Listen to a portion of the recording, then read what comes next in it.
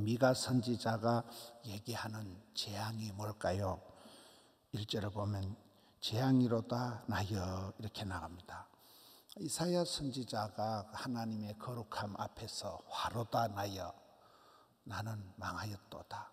거룩하신 하나님 앞에 자신의 어떤 그 누추함, 죄악된 모습을 보고 절망을 하듯이 여기는 미가 선지자가 재앙이로다 나여 나는 여름 과일을 딴 후와 포도를 거둔 후 같아서 먹을 포도송이도 없고 내 마음에 사모하는 처미가 무화과나무도 없고 무화과도 없고.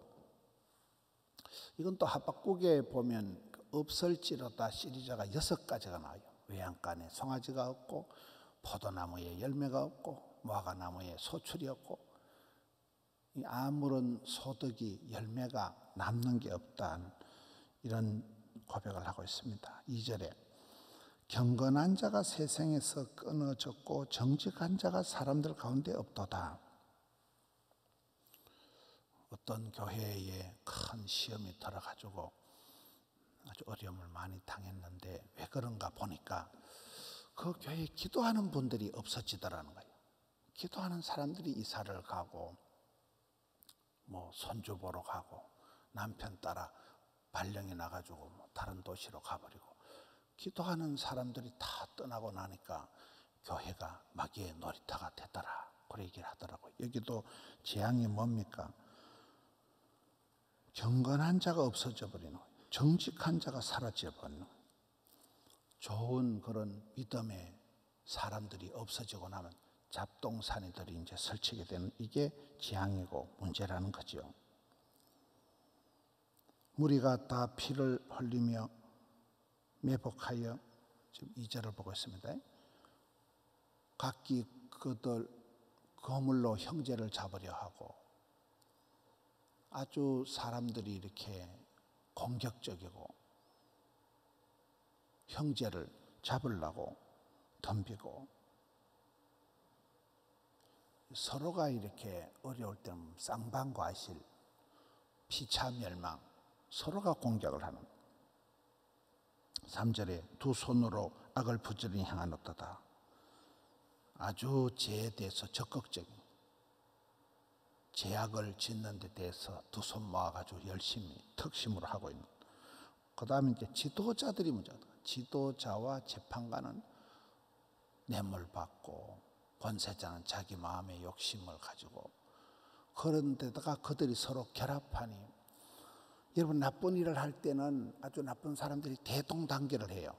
평소에는 저들끼리 싸우다가도 나쁜 일을 할 때는 또 마음 한뜻이 돼가지고 이게 이제 망할 때 악할 때 특징이 나쁜 것들이 대동단결해서 서로 힘을 모아가지고 악하게 하는. 4절에 그들의 가장 선한 자라도 가시 같고 가장 정직한 자라도 찔레 울타리보다 더하도다. 아무리 그 가운데서 착하고 이뻐도 아주 이거는 가시 같은 나쁜 놈들이다.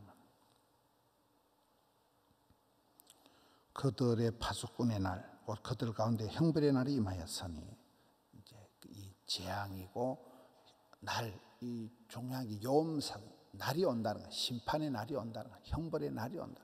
잘나고 똑똑하고 뭐 유세를 부려도 반드시 뭐 열을 붉은 꽃이 없다. 10년간은 권력이 없다. 우리가 요즘 이게 정치를 보면 느끼잖아요. 뭐 한때는 뭐 대통령을 하고 뭐 높은 사람을 해도 또 감옥 들어가고 계속 그런 부침이 심한 것을 보게 됩니다. 5절에 너희는 이웃을 믿지 말며 친구를 의지하지 말며 네 품에 누운 여인에게라도 네 입의 문을 지킬지어다. 아무도 믿지 말라는 거예요. 6절에 아들이 아버지를 멸시하며 딸이 어머니를 대적하며 며느리가 시어머니를 대적하며 사람을 아무도 믿지 말라는 거예요. 사람의 원수가 곧 자기의 집안 사람이다. 가까운 사람을 더 조심하라. 원수가 집안 사람이다. 가장 가까운 사람. 이게 이제 사랑의 원리가 무너지면 역기능적으로 돌아갑니다. 사랑해야 될 사람이 정오하고 미워하고 이제 모든 게 뒤틀려가지고 역기능적으로 돌아가는 때가 이 고통의 때, 말세의 심판의 때는 이렇게 된다는 거예요. 그러니까 여러분 그럴 때는 가만둬도 그냥 무너지는 거예요. 가만둬도 저끼리 죽이고 상하고 저끼리 망하는 거예요. 안 될 때는 안 되는 집구석은 이렇게 피차 멸망하는 단계로 나가는 거예요. 이게 재앙이고 기도하는 사람, 믿음의 사람, 정직한 사람은 사라지고 손 이상한 사람들이 득세하고 그러나 7절부터는 이제 희망의 말씀이 나옵니다. 오직 나는 여호와를 우러러보며 온갖 그런 불신앙적인 악한 것들이 있지만 유일하게 그래도 나는 오직 나는 하나님을 우러러보며 나를 구원하신 하나님을 바라보나니 나의 하나님이 나에게 길을 기울이시로다. 시선 집중, 시선 교정. 사람을 보고 세상을 보면 실망하고 낭망하지만 주님을 바라보고 하나님께서도 내게 길을 기울이신다. 오직 나만 주님을 우러러본다. 앞쪽에 그런 막 피차 멸망할 짓들을 하는 역기능적인 모습들에 비해서는 약간 왕따 같은, 약간 외톨이 같은 그게 신앙인의 모습이에요.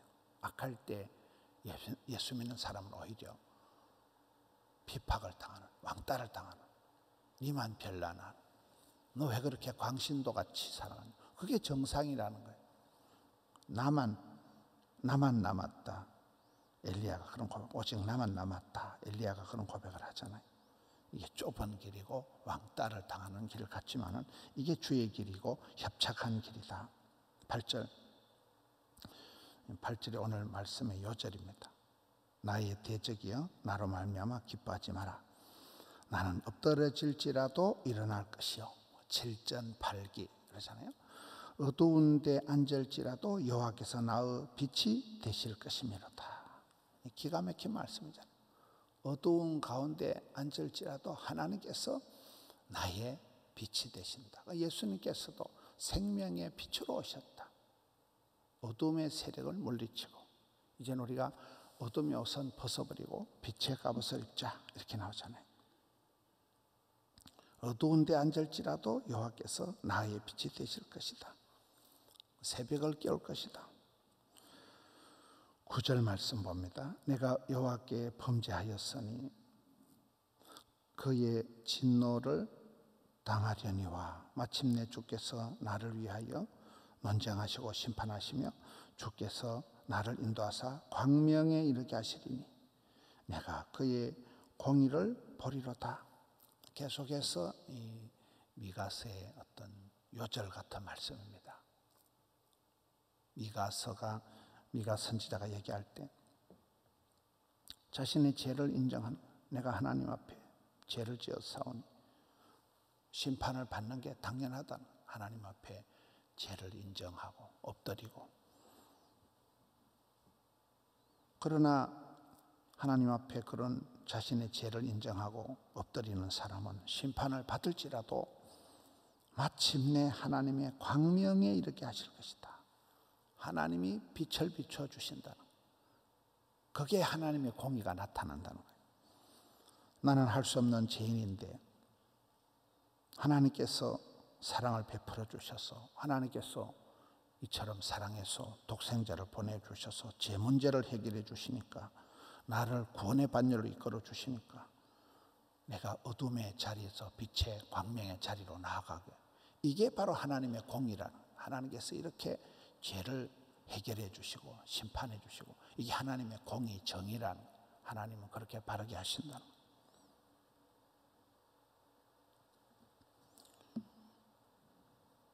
11절에 네 성벽을 건축하는 날, 곧 그날에는 지경이 넓혀질 것이라.